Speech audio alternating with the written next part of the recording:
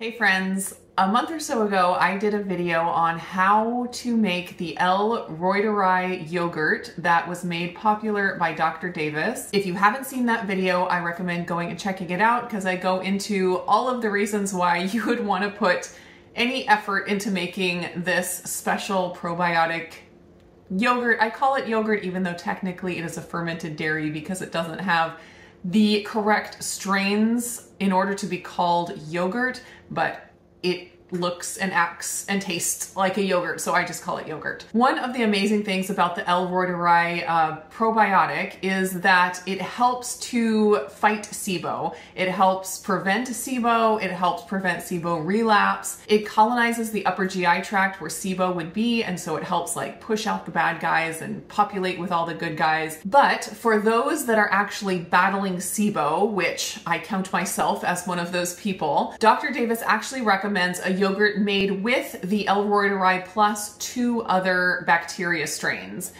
He says that the Reuteri is great for preventing SIBO relapse or just preventing SIBO period. But if you're actually struggling with a SIBO overgrowth that you're trying to treat, it's not enough to actually treat SIBO.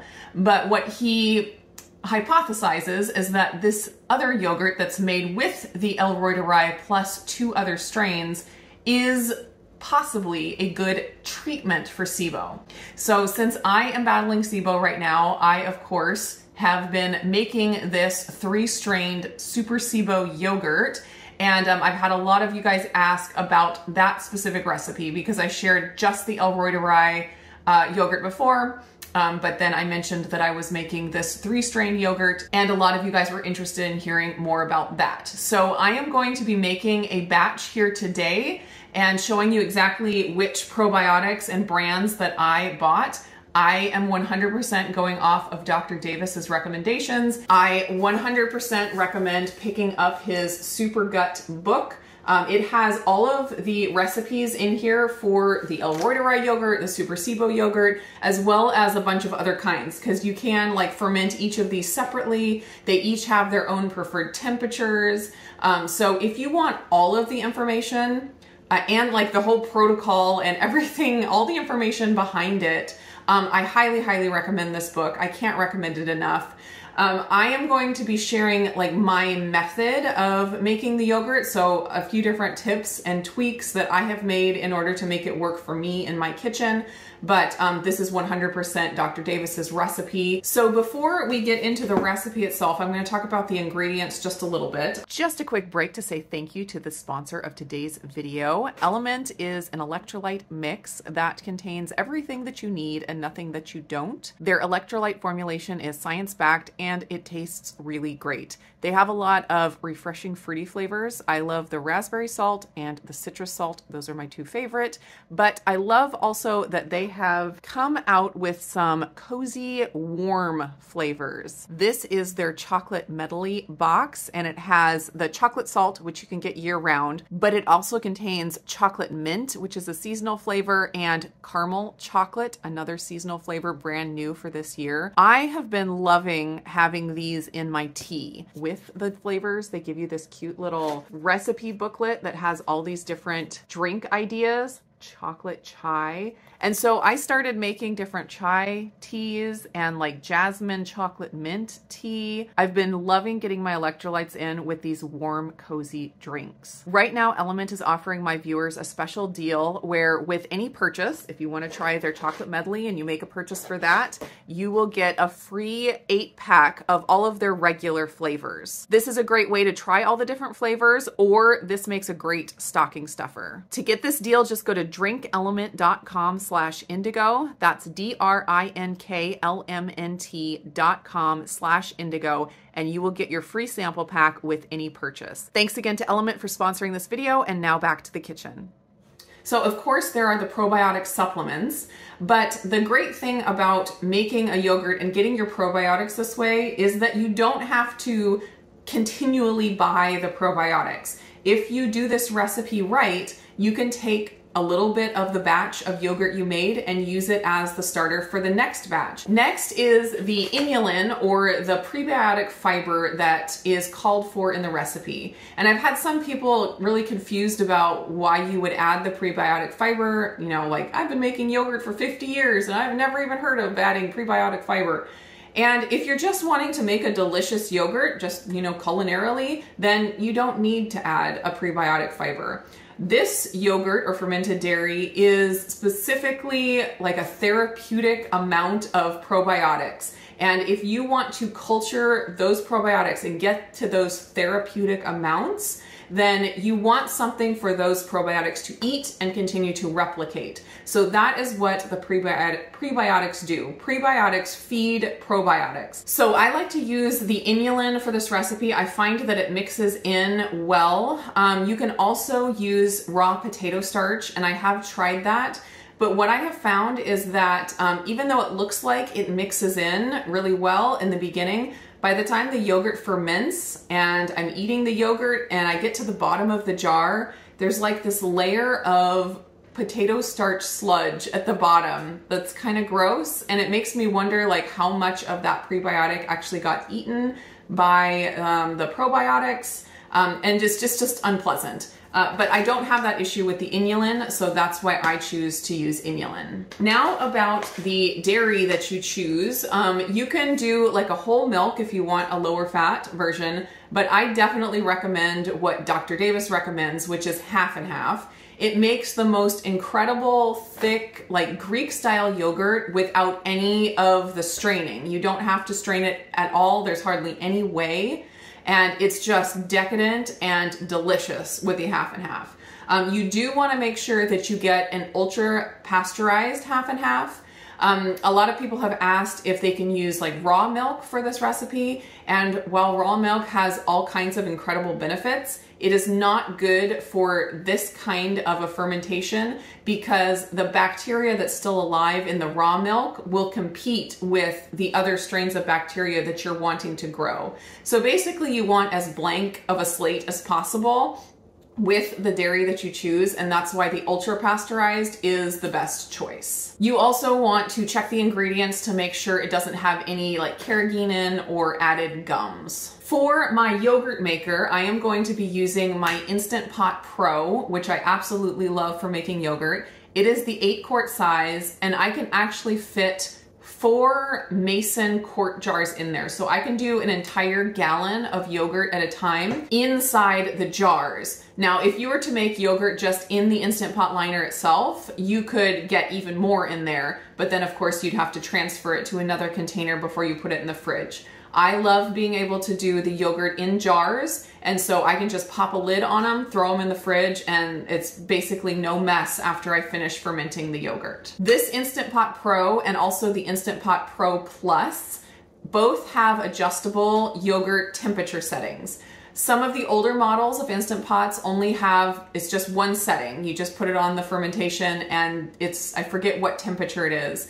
But for some of these probiotics, you really want to dial in the temperatures exactly because they don't survive at higher temperatures. They're not as robust. They're a little bit more fragile. And so having some kind of a yogurt maker or one of these styles of Instant Pots where you can actually adjust the temperature manually is definitely the way to go. So first thing we're gonna do to get started here is we're gonna take 10 of the BioGaia capsules, and these are tablets, and these are the L. reuteri bacteria. So they're just chewable capsules, and they do have a little bit of flavor to them, but I have never noticed that in the finished yogurt. And then of course, if you're, making new batches with starter from a previous batch, it just gets diluted more and more, and so it's basically never noticed. So I just have my meat pounder here that I am going to crush these up into a fine powder with. All right, and then now this is the next probiotic, Digestive Advantage. And I'm not going to attempt to say the name of it, but that is the strain. And for this one, you only need 1 capsule. So I'm not sure why you need 10 full capsules of the BioGaia L. Reuteri. You only need 1 capsule of the other 2. So it's just a gelatin capsule, and I am going to open it up and just dump the powder in. Got it all. All right, and then this is the third one. It's called BioThin from Dr. Mercola, and this is the Lactobacillus gasseri strain. And again, we only need 1 capsule. It's the gelatin type capsules again, easy to open up and just dump in. So now I have all of this left over to put away for when I accidentally eat up all of my yogurt starter, or if I'm just ready to do, you know, a fresh batch. Now for the inulin, or whatever prebiotic fiber you choose, I'm just gonna add in 2 tablespoons. And just give that a little whisk. This recipe that I'm doing is to make 1 quart of yogurt using 1 quart of half and half. I would not recommend doing more than that on your first batch with the capsules, because your first batch, you can get some funky textures and some separation of like curds and whey. And you don't get that on subsequent batches. If you use some of the starter of the first batch and you make the next batch often turns out way, way better, and it has the most incredible creamy Greek yogurt texture. So don't, you know, haul off and make an entire gallon. Of course, you would have to use a lot more of the supplements to make more, so it saves you money there. But then also, you might be stuck with a gallon of funky textured flavored yogurt, and it would be better to just make a small batch to start and then make a bigger subsequent batch with the starter from the first batch. And I'm just gonna pour in like maybe 1/4 of a cup of this half and half and just get this all whisked together. It doesn't look like it's gonna whisk up, like the inulin likes to clump, and it doesn't look like it's gonna mix in, but eventually it does mix in. You just gonna have to keep going at it. So now a couple of tips that I have just started doing on my own that aren't part of the original recipe is I like to sanitize my jars that I'm gonna be using and sanitize the inside of the Instant Pot before I get it going. So I just set these lids on top of the jars so that condensation doesn't get in while the Instant Pot is going into the yogurt. I have my silicone sling in here that keeps the jars off the bottom of the Instant Pot, and I have about 1 to 2 cups of water in there, and that'll be enough to create the steam to sanitize the jars. So I just do high pressure for 1 minute, and that's plenty to sanitize the jars. And then I do a quick pressure release and pull them out, and that's it. And that's just enough to kill anything that might just happen to be on the jars. The next thing I like to do is just get my half and half heated up to temperature before I put it in the jars and let it start fermenting. I found that if I just put it in cold, it took like 4 hours for it to get up to temperature inside the Instant Pot. And I just felt like that was wasting all of that fermentation time. And it's super easy just to stick it in a pot and bring it up to about 100, 105 degrees. And then you're just getting all that extra fermentation time. So I just have this quick read thermometer, and I just check it periodically to see what temperature we're at. It's only at 50 degrees right now. So I'm just gonna let this heat up until I get to about 105 degrees, because the temperature, the fermentation temperature for this yogurt is 106 degrees. Like I mentioned, each of the bacteria has a preferred range of temperature, and it's a little different for each one. So to kind of split the difference, Dr. Davis recommends the 106 degrees for the combination.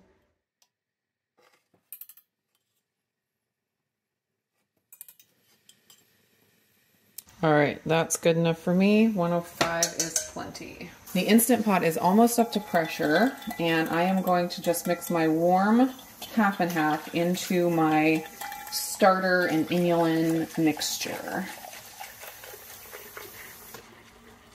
The 1 minute just finished. I'm just gonna quick release the pressure and get it opened real fast.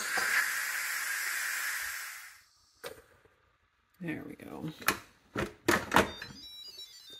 I am going to let the jars cool off a bit because I don't want the hot jars to heat the yogurt mixture up too much because I don't want to kill the bacteria. You want to make sure you don't let the probiotics get over, you know, about 110 degrees.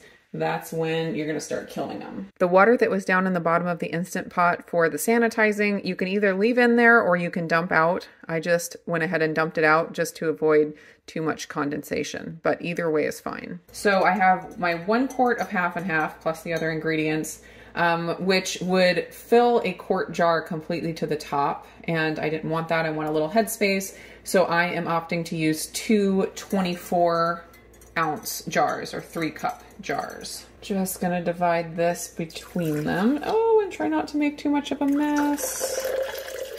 Oh my goodness. Definitely should have gotten my funnel ahead of time.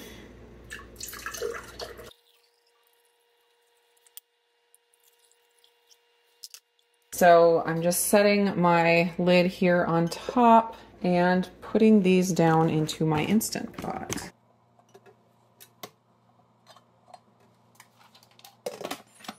Now I have found that in order to keep my yogurt inside the jar at around 106 degrees, I have to put the temperature at about 110 degrees in there. If you're making your yogurt directly in the liner, I think this number would correspond more to the temperature of the yogurt. But since I am fermenting in a separate container inside the liner, I have to put the temperature a little bit higher. So I recommend checking the temperature periodically on your first few batches until you figure out what temperature you need to set it at in order to get the temperature of yogurt that you want.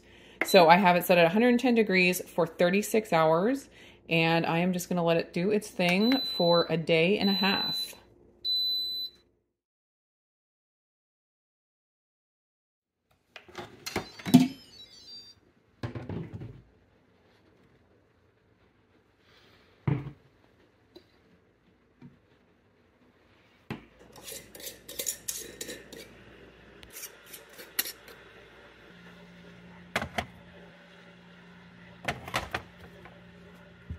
So you can see after the 36-hour fermentation that this yogurt did separate. It's got some whey down here and kind of got a funky texture.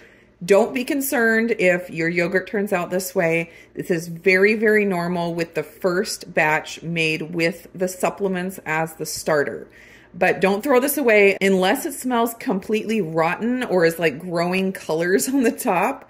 You should be able to use this as the starter for your next batch, and your next batch will turn out a whole lot better. So to use the yogurt as the starter instead of the supplements, you're going to follow all the same directions that I gave at the beginning of the video. You're going to use the 2 tablespoons of inulin, and then just instead of the supplements, you're going to use 2 tablespoons of the pre-made yogurt per quart of yogurt that you're going to make. So if you want to make 2 quarts, then you would do 1/4 cup. If you want to make a whole gallon, you would do 1/2 cup of yogurt as the starter. Then you follow the same directions as I did before. Heat your half and half up to around 105 degrees. Mix that with the starter mixture and pour it into your jars. Throw it in the Instant Pot, and you will have a delicious creamy yogurt in about 36 hours. This here is a quart of yogurt that I made with previous yogurt as a starter, not the capsules. And so you can see there's no whey separation whatsoever down here. It's perfectly creamy and delicious. It's so, so thick. It's like a Greek yogurt texture. It's just the most incredible, delicious yogurt. I just love it when food is healing and good for your body and also just tastes so decadent and delicious. So thank you so much for hanging out in the kitchen with me today. I hope you guys enjoyed the video. Check the links down below for all of the ingredients and things that I used, as well as a link to Dr. Davis's Super Gut book, which again, I highly recommend, as well as his blog where you can find all kinds of other amazing health information. See you guys in the next video.